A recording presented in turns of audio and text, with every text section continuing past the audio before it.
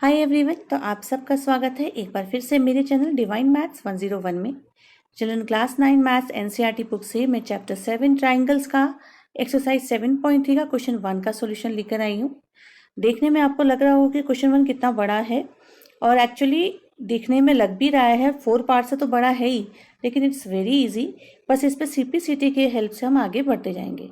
But before we start, I request you all to kindly like and subscribe my channel and also press the bell icon so that you can get all my videos. So चलिए start करते हैं question number 1। और children इसके अलावा भी मैंने class 6 की chapter 6 जो है लाइन्स एंड एंगल्स के उसके क्वेश्चंस अपलोड किए हुए हैं। चैप्टर 1 के इंपॉर्टेंट टॉपिक्स अपलोड किए हुए हैं, और इंटीजर्स और long division method something are there, so you can browse my channel and you will get all the details. और कोई भी प्रॉब्लम है आप कमेंट करके, या कुछ और आपको देखना है तो आप मुझे बता सकते हैं। ठीक है, basically I am a teacher तो I can solve your problem. Now question number 1 read करते हैं। चलिए, so triangle A B C and triangle D B C are two isosceles triangle. देखो हमें आइसोसेलेस मिल गया, बहुत सारी चीज़ें मिल जाती हैं। देखो सबसे पहले कौन से दो ट्राइंगल दे रखे, ए बी सी। सो ए बी सी यानी आइसोसेलेस ट्राइंगल होने का मतलब ये हुआ कि इसकी ये वाली साइड और इसकी जो ये वाली साइड है, ये दोनों कैसे हो गई, इक्वल। ये दोनों इक्वल दे दी। अच्छा, दूसरी चीज़ इन्होंने क्या बोली है, दे सेड कि D B C. So this is the triangle D B C, तो इसकी ये वाली साइड और इसकी ये वाली साइड इक्वल हो गई। Got it? ये दोनों साइड जो है इसकी इक्वल हो गई। तो हमें दो दो साइड तो इक्वल मिल रही है ना। On the same base B C के ऊपर बनी है, and vertices A and D are on the same side of B C. Vertices A और डी जो है वो सेम साइड जो बी सी के है उसी पे ही है। ये चीज़ हमें लाइन इंपॉर्टेंस रखती है, क्योंकि ये गिवन है, ये हमें फोर्थ पार्ट में, ये हमें इस वाले पार्ट में काम आएगी। Same side of B C यानी उसके साथ ही ऊपर ही है। If A D is extended to intersect B C at P, show that. अब ए डी को उन्होंने एक्सटेंड करके बी सी तक कहाँ लेकर आए हैं, पी तक लेकर आए हैं। सबसे पहले तो हमें दो ट्राइंगल दिए थे, दो ट्राइंगल आइसोसेलेस बताया, और उन्होंने हमें ये बताया कि ए और डी जो है वो सेम साइड बी सी के ऊपर है, और साथ ही ए डी को एक्सटेंड करके आगे तक बढ़ाने के बाद वो इंटरसेक्ट करती है बी सी पे पी पॉइंट पे, और ये हमें शो करना है।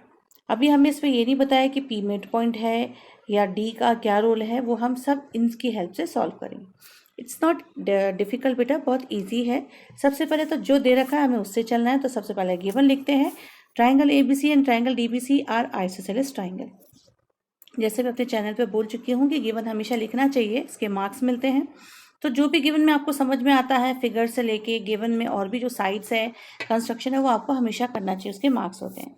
अच्छा, दूसरी बात, यहाँ मैंने हैंड राइटिंग से अपलोड किया हुआ है, क्योंकि इस पर अगर मैं लिखती हूँ तो मेरी राइटिंग बहुत ख़राब आती है और आप समझ नहीं पाते हैं। So I hope you will apologise. अच्छा चलिए अब स्टार्ट लेते हैं। मैंने इसे इक्वेशन 1 नाम दिया। इससे क्या पता चला, क्योंकि जो जो मुझे मिलेगा ना इस वाली इक्वेशन से मैं डायरेक्ट यूज़ कर लूँगी। मैंने सीधे इनको 1 नाम दे दिया है ना, नहीं तो हमारा क्वेश्चन और बड़ा होता जाएगा। अब देखो यहाँ लिखा हुआ है A B D and A C D, तो मैंने वही ट्राइंगल ले लिए, A B D and A C D. अब चलिए यहाँ पे देखते हैं ए बी डी और ए सी डी ट्राइंगल कौन से हैं। ये वाले ट्राइंगल मैं आपको ड्रॉ करके बताती हूँ चिल्ड्रन। ये देखिए, ये ए बी डी दिख गया आपको, ये वाला, और ए सी डी, ये ट्राइंगल लिया। अब देखो इसमें हमें दो साइड तो इक्वल मिल गई, ये वाली साइड इसके और ये वाली साइड इसके, और ये कॉमन मिल गई ना। बस हमने यहीं पे ये लिखा है, हमने लिखा है A B equals to A C, already given है। B D equals to B C, ये देखो B D equals to B C already given है बाय 1, इसलिए मैंने डायरेक्ट लिख दिया, और ये डू वाला जो साइन होता है गिवन का सिंबल वो बना दिया। ठीक है, A D equals to A D, it's common. तो बस इससे मैंने दोनों ट्राइंगल को क्या प्रूफ कर दिया, कॉन्ग्रुएंट। और रूल कौन सा आ गया, एस एस एस। मैं बता चुकी हूँ, जैसे कि एस एस एस रूल जो है वो 7.3 में स्टार्ट करा है, इन्होंने दिया है, और आर एच एस। तो इन दो के ऊपर बेस क्वेश्चन एक दो तो होंगे ही, तो वो यही है। पर ऐसा नहीं है, इसमें हम सारे रूल्स यूज़ कर सकते हैं। डिपेंड करता है कि कौन कौन से रूल पे वो क्वेश्चन हो रहा है और कौन क्या क्या गिवन है, उस पर डिपेंड करता है ना। तो हमने ये दोनों ट्राइंगल चिल्ड्रन प्रूफ कर दिए। यह कैसे प्रूफ कर दिए इन दोनों ट्राइंगल को, इन दोनों ट्राइंगल को we said that both the triangles are, ये कैसे हैं, they are congruent to each other. अब कॉन्ग्रुएंट होने से हमारा क्या फ़र्क पड़ा चिल्ड्रन, हमें बहुत बड़ी चीज़ मिल गई। कॉन्ग्रुएंट होने से हमें ये पता चल जाता है कि हम इजीली इसको वो प्रूफ कर पाते हैं।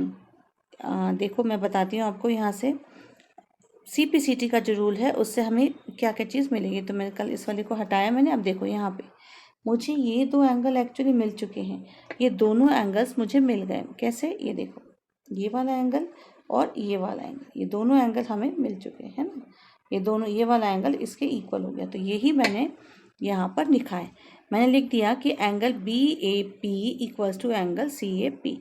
बी ए डी भी लिख सकते थे, कोई दिक्कत नहीं थी, हमने बी ए पी तक लिखा equals to C A D, क्योंकि उन्होंने हमें बोल दिया ना same side of B C, उसी को एक्सटेंड किया है, तो मैंने पी तक के बता दिया कि उसी साइड पे है, क्योंकि स्ट्रेट लाइन उसी को एक्सटेंड किया है, लाइन को एक्सटेंड किया तो यानी स्ट्रेट लाइन तो है ही, इसलिए। अब यहाँ पर ये दोनों साइड लिखने के बाद अब हमें ये दो मिल गए ना, इससे हमें बहुत सारी चीज़ मिल जाएगी, उसी का यूज़ करके हम नेक्स्ट वाला चीज़ प्रूफ करेंगे।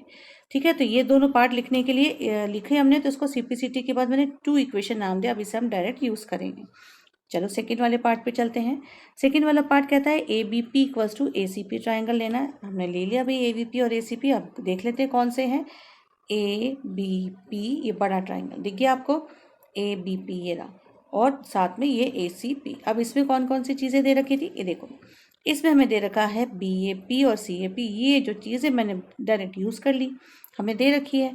अच्छा, हमें साथ में इसमें ए पी और ए पी कॉमन साइड भी है, और साथ में ए बी इक्वल्स टू ए सी, ये तो गिवन है। तो बस हमें क्या क्या मिला, देखो बेटा, यहाँ पे हमें ये वाली साइड मिली, ये वाली साइड हमने कॉमन बताई, और ये एंगल में दे रखा है, तो हो गया ना हमारा। ऐसे समझ में आ गया ना आपको। ये देखो, ये एस, ये ए और ये एस, ये वाली साइड है ना, ये वाली साइड। सिमिलरली ये साइड, ये एंगल और ये साइड, ऐसे एस में ये साइड होनी चाहिए और उनके बीच में एंगल इंक्लूड होना चाहिए। तो बस जैसे ही हमें मिला, हमने इसे लिख दिया यहाँ पे कि ये दोनों कैसे होंगे, कॉन्ग्रुएंट हो गए ऐसे एस से। अब इससे हमें क्या मिला, इससे हमें बहुत सारी चीज़ मिल गई बेटा। इससे हमें क्या मिला, देखो, इससे हमें मिल गया है, let me take the eraser coming, तो मैं बैक वाला साइन से बता देती हूँ आपको फटाफट। देखो, इसमें हमें जो ट्राइंगल से अब हमें क्या मिला मैं वो बताने जा रही हूँ। तो ये देखिए, हमें एक तो मिला है A P B equals to A P C. A P B equals to A P C का मतलब ये रहा, A P B equals to A P C, A P B equals to A P C. ये बहुत important है ये वाला, ठीक है। साथ ही अब दिख ही गया कि ये वाले साइड इस वाली साइड की क्या हो गई, इक्वल। ये दोनों चीज़ें इंपॉर्टेंट है। इस एंगल को तो हमने थर्ड नाम दे दिया और इस साइड को हमने दे दिया फोर्थ, क्योंकि ये आगे इस वाले पार्ट को सॉल्व करने में हमारी हेल्प करेगी। तो हमने इन दोनों पार्ट के नाम दे दिए और ये बता दिया कि दोनों एंगल कितने, ये दोनों एंगल इक्वल है। अब इक्वल होने का बहुत बड़ा रीज़न मिल जाएगा हमें और हमारा काम भी होगा। कैसे होगा, क्योंकि आगे हमें प्रूफ करना है A P bisect angle A as well as D, है ना। तो आई होप ये दोनों पार्ट आपको क्लियर हो गए होंगे। पहले में हमने इस छोटे वाले ट्राइंगल को लिया था, ये वाले को लिया था। सेकंड पार्ट में हमने इस पूरे बड़े वाले ट्राइंगल को लिया। अब पूरे बड़े वाले ट्राइंगल को हमने कॉन्ग्रुएंट प्रूफ कर दिया था SAS रूल से। चलिए, अब मैं चलती हूँ सेकंड वाले पार्ट पर। तो सेकंड वाले पार्ट के लिए भी फिगर चाहिए था, तो मैंने इसलिए फिगर यहाँ पे ड्रॉ कर रखा है। थर्ड पार्ट यहाँ पे थर्ड पार्ट यूज़ करना था, तो थर्ड पार्ट यूज़ करेंगे। अब सेकंड तक तो हमने सॉल्व कर लिया है ना, ये दोनों हमने सॉल्व कर लिए। अब हम चल रहे हैं इसमें।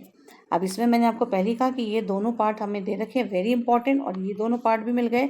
एक को हमने इक्वेशन थर्ड नाम दिया था और एक को इक्वेशन हमने फोर्थ। तो ये हमारी इक्वेशन फोर्थ थी जो दोनों एंगल इसको बता रही थी, और ये वाली हमारी थर्ड। चलिए, अब मैंने क्या लिखा, अब देखो यहाँ पर अगर मैं डायरेक्ट प्रूफ करूँ तो पॉसिबल नहीं है। क्यों? क्योंकि यहाँ मुझे एक्चुअली डी की भी प्रॉब्लम सॉल्व करनी है ना। अगर एक ही बात होती तो हमारा प्रूफ हो रहा है, लेकिन डी के रेस्पेक्ट में मुझे ये दोनों छोटे ट्राइंगल है ना, इनको भी कैसे करना पड़ेगा, इन दोनों ट्राइंगल को भी मुझे कॉन्ग्रुएंट प्रूफ करना पड़ेगा। तो मैं वही प्रूफ करने जा रही हूँ। अब आप देखो क्या कर रहे हैं। उसके लिए सबसे पहले मैंने लिया ट्राइंगल BPD एंड CPD, क्योंकि दोनों ट्राइंगल लेने ही पड़ेंगे। बड़ा तो दे दिया था, उससे एंगल है तो बाइसेक्ट हो रहा है, क्योंकि हमने पहले ही प्रूफ कर दिया वो दोनों एंगल इक्वल हैं। ये दोनों एंगल इक्वल हमने प्रूफ कर दिया ना पीछे वाले में। अगर आप देखना चाहें तो वापस देख सकते हैं। ये देखिए, यहाँ पे मैंने ये देखिए यहाँ बताया था ना आपको, ये वाला एंगल, ये रहा, ये एंगल मैंने आपको बताया था APB और APC। ठीक है, आपको अगर दिक्कत है तो मैं इसको ऐसे करके बता देती हूँ, हटा देती हूँ ताकि दिख जाएगा। ठीक है, तो ये चीज़, ये दोनों एंगल हमने तो पहले ही प्रूफ कर दिया ना बेटा इक्वल। तो अब इसके बाद अब हमें ये दोनों एंगल इक्वल होने से ये चीज़ तो बाइसेक्ट करेगी। एंगल इक्वल है और ये वाले एंगल भी इक्वल हैं, ये क्योंकि हमने ट्राइंगल इक्वल कर लिया है, तो इस वजह से दोनों पॉइंट हमें मिल जाते हैं। ठीक है, और ये वाला एंगल तो हमें पहले ही मिल चुका है ना, ये यहाँ से हमने देखो फर्स्ट वाले में ही हमने ये एंगल ये रहा BAP हमने पहले ही बता दिया इक्वल टू CAP, ये रहा, ये फर्स्ट वाले से मिला। सेकंड वाले को जब हमने प्रूव किया तो उससे हमने ये दोनों एंगल और ये दोनों साइड इक्वल बनाए। तो CPCT से जो चीज़ें मिलती है ना उस पर हमेशा फोकस रखना चाहिए जब ऐसे बड़े क्वेश्चन होते हैं। बस उसके बाद अब यहाँ पे मुझे एंगल A का सारा मिला हुआ D के लिए हम प्रूव करें, इसलिए मुझे ये दोनों छोटे ट्राइंगल लेने पड़ेंगे।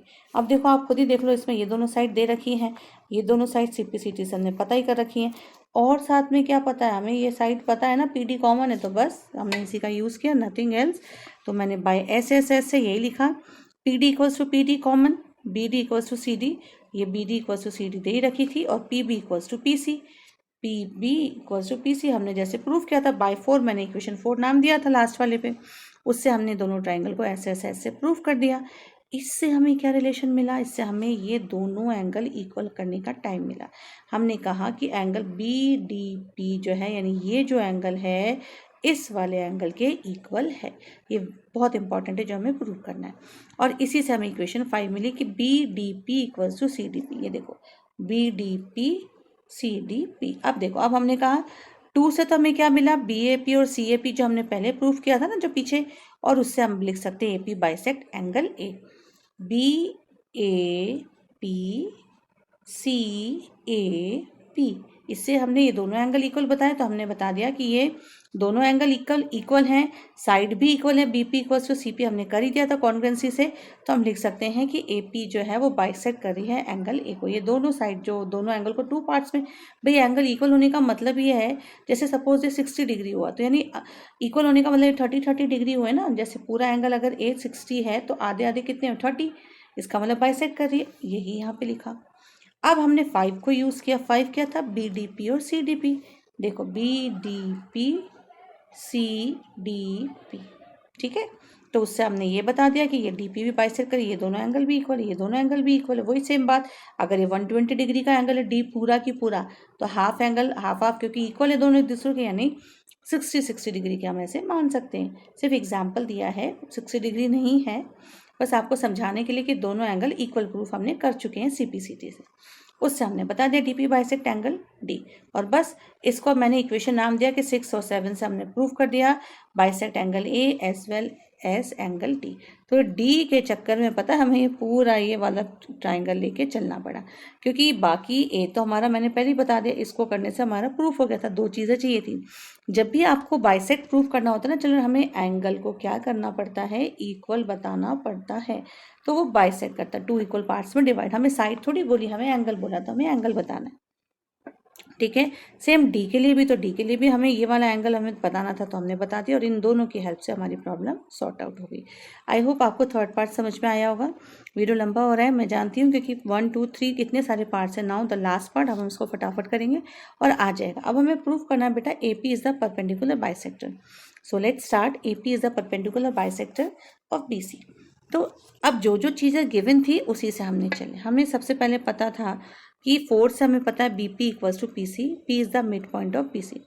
P क्या है, इसका मिड पॉइंट है। अब देखो हमें पता है क्या करना है, हम इसमें ऐसा यूज़ करेंगे, हमें पता है कि ये एंगल इसके इक्वल है, राइट, क्योंकि ये दोनों साइड इक्वल है ना, इसलिए।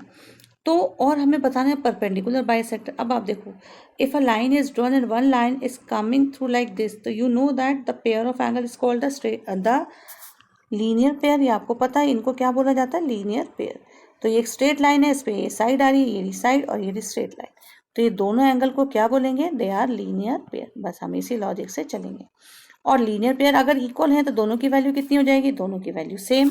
तो क्या किया मैंने, इसमें यही लिखा कि P is the mid point of BC, क्योंकि दोनों साइड इक्वल है और BC एक स्ट्रेट लाइन है, और angle APB and APC are making linear pair.